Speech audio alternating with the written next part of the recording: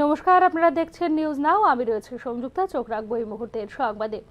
ডিসেম্বরের মধ্যে village committee নির্বাচন অনেকটা কঠিন জেনেও নভেম্বরের মাঝামাঝি পর্যায়ে এসে আন্দোলনের কর্মসূচি ঘোষণা দিলেন শাসক বিজেপির সহযোগী তিপ্রামথা দলের প্রতিষ্ঠাতা প্রদ্যুৎ কিশোর দেববর্মন। ক্ষমতায় থেকে গত 2.5 বছরে তিপ্রামথার পারফরমেন্স নিয়ে ইতিমধ্যেই প্রশ্ন তুলছেন উপজাতি অধ্যুষিত এলাকার সাধারণ মানুষ। দলের নেতৃত্বের সঙ্গে সাধারণ মানুষের সংযোগ তলানিতে পৌঁছে যাবার প্রেক্ষিতেই এ ধরনের কর্মসূচি তিপ্রামথার বলেই মনে করছেন রাজনৈতিক বিশ্লেষক মহল। ডিসেম্বর মাসের মধ্যে ত্রিপুরা উপজাতি এলাকা স্বশাসিত জেলা পরিষদের ভিলেজ কমিটি ভোটের অনিশ্চয়তার মুখে আন্দোলনে নামার ঘোষণা দিয়েছেন বিজেপির সহযোগী তথা টিটিএডিসির শাসক তিপ্রামথা দলের প্রতিষ্ঠাতা প্রদ্যুৎ কিশোর দেববর্মন। এক্ষেত্রে ভিলেজ কমিটি নির্বাচনের দাবিতে রাজ্যপালের উদ্দেশ্যে স্মারকলিপি জমা দেওয়ার ঘোষণা দিয়েছেন প্রদ্যুৎ কিশোর দেববর্মন। সাম্প্রতিককালে মুখ্যমন্ত্রীর সাথে তার আলোচনার উদ্ধৃতি দিয়ে শীঘ্রই ভিলেজ কমিটি ভোট অনুষ্ঠিত হওয়ার প্রতিশ্রুতি মুখ্যমন্ত্রী দিয়েছেন বলেও দাবি করেছেন প্রদ্যুৎ। কিন্তু ভিলেজ কমিটির 587টি আসনে নির্বাচনের জন্য যে ধরনের প্রস্তুতি প্রয়োজন তা এই মুহূর্তে রাজ্য নির্বাচন কমিশনের নেই বলে মনে করছেন রাজনৈতিক তথ্যবিজ্ঞ মহল। অথচ চলতি বছরের ডিসেম্বর মাসের মধ্যে ভিলেজ কমিটি নির্বাচন নিয়ে উচ্চ আদালতে আগেই যেখানে হলফনামা জমা দিয়েছিল রাজ্য সরকার, সেখানে এতদিন চুপ থেকে নভেম্বরের মাঝামাঝি পর্যায়ে এসে কেন এ ধরনের আন্দোলন কর্মসূচির সিদ্ধান্ত নিলেন প্রদ্যুৎ কিশোর দেববর্মন এবং তার দল, তা নিয়ে প্রশ্ন তুলছেন রাজনৈতিক বিশেষজ্ঞরা। বর্তমানে তিপ্রামথার দুজন প্রতিনিধি রয়েছেন রাজ্য মন্ত্রিসভায়। লোকসভা নির্বাচনের দলের বলিষ্ঠ নেতৃত্বদেরকে উপেক্ষা করে পূর্ব ত্রিপুরা আসনে নিজের বড় বোন কৃতি দেবী সিং এর জন্য টিকিট আদায়ের পর এবার অপর বোন প্রজ্ঞা দেববর্মনকে রাজনীতিতে নিয়ে আসার জন্য বিজেপির সহায়তা চাওয়ার মতো বিষয়গুলি নিয়ে ইতিমধ্যেই দলীয় নেতৃত্বের প্রশ্নচিহ্নের সম্মুখীন প্রদ্যুৎ কিশোর দেববর্মন। অথচ সরকারি থেকেও রাজ্যের উপজাতিদের জন্য তিপ্রামথা দল এবং প্রদ্যুৎ কিশোর দেববর্মনের পারফরমেন্স কি তা জানা নেই রাজ্যের উপজাতি অধ্যুষিত এলাকার সাধারণ মানুষের। প্রেক্ষিতে মথা নেতৃত্বের সঙ্গে সাধারণ উপজাতি অংশের মানুষের দূরত্ব অনেকটাই বেড়ে গেছে বলেও মনে করছেন রাজনৈতিক বিশেষজ্ঞ মহল। বিষয়টি অনুধাবন করে মূলত জনভিত্তি আবার ফিরে পাওয়ার লক্ষ্যে এ ধরনের কর্মসূচির সিদ্ধান্ত তিপ্রামথার বলে মনে করছেন সংশ্লিষ্ট তথ্যবিজ্ঞরা।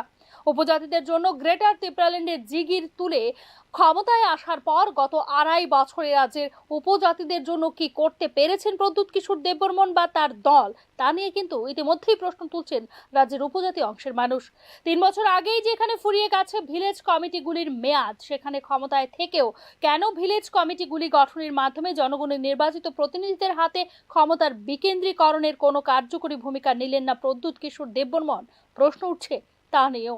সার্বিক পরিস্থিতিতে ক্ষমতায় থেকে রাজ্যের উপজাতি অংশের মানুষের কাছে দেওয়া প্রতিশ্রুতিগুলি কতটুকু পূরণ করতে পেরেছেন প্রদ্যুৎ কিশোর দেববর্মন এবং তার দল, তা নিয়ে কিন্তু ইতিমধ্যেই শুরু হয়ে গেছে মূল্যায়ন।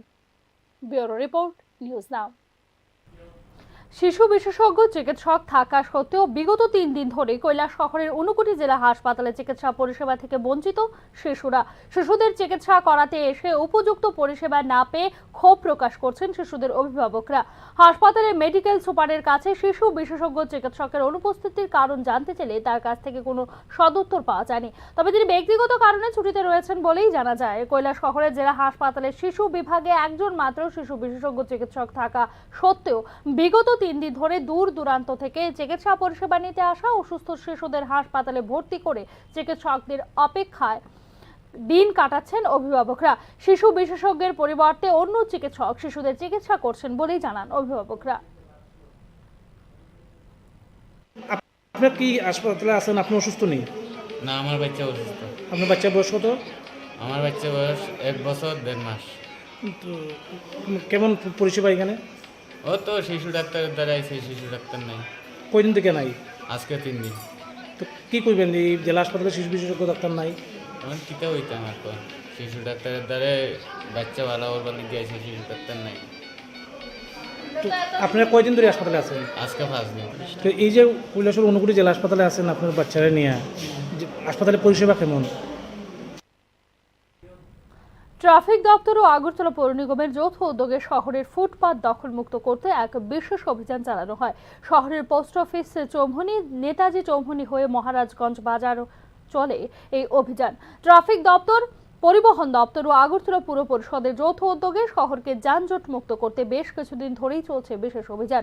মঙ্গলবার আগরতলার পোস্ট অফিস চৌমুহনী থেকে মহারাজগঞ্জ বাজার পর্যন্ত অভিযানে কড়া পদক্ষেপ নিয়ে বেআইনি ও অবৈধভাবে গড়ে ওঠা দোকানগুলিকে সরিয়ে দেওয়ার হয় বলে জানা যায়। মূলত পোস্ট অফিস চৌমুহনী হয়ে মহারাজগঞ্জ বাজারের রাস্তাঘাট যানজট মুক্ত করে এলাকার উন্নয়নের লক্ষ্যে এই অভিযান বলে জানিয়েছেন ট্রাফিক দপ্তরের এক আধিকারিক। আজকের এই অভিযানটা আমরা ট্রাফিক দপ্তর থেকে কন্টিনিউসলি সবসময় করে থাকি।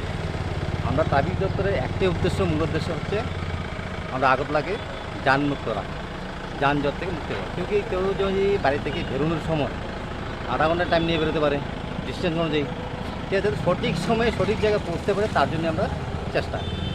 এছাড়াও প্রত্যেক মাসেই আমরা স্পেশালভাবে 2 দিন 4 দিন আমরা করে থাকি। সিআরপিএফ ক্যাম্পে হামলার পাল্টা অভিযানে সোমবার মণিপুরে মৃত্যু হয়েছে 11 জঙ্গির। এই ঘটনায় মঙ্গলবার 12 ঘন্টার বন্ধ পালন করল কুকি গোষ্ঠী। ভোর 5টা থেকে সন্ধ্যে 6টা পর্যন্ত মণিপুরের পাহাড়ি এলাকায় বন্ধ পালন করল কুকি গোষ্ঠী। অন্যদিকে জিরিবাম জেলা সহ আশপাশের বেশ কিছু এলাকায় কারফিউ জারি করা হয়েছে প্রশাসনের পক্ষ থেকে।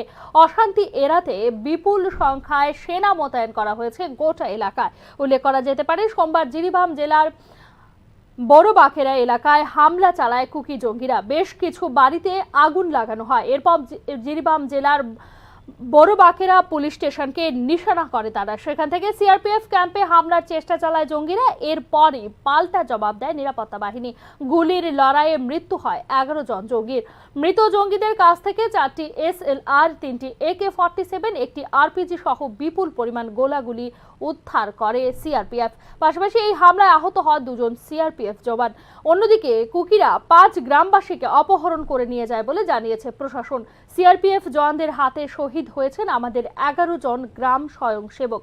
এই দুঃখজনক ঘটনায় মৃতদের সম্মানে কুকি যৌ পরিষদ মঙ্গলবার সকাল 5টা থেকে সন্ধে 6টা পর্যন্ত পূর্ণ বন্ধের ডাক দিয়েছে বলে বিবৃতি জারি করে বলে কুকি যৌ পরিষদ।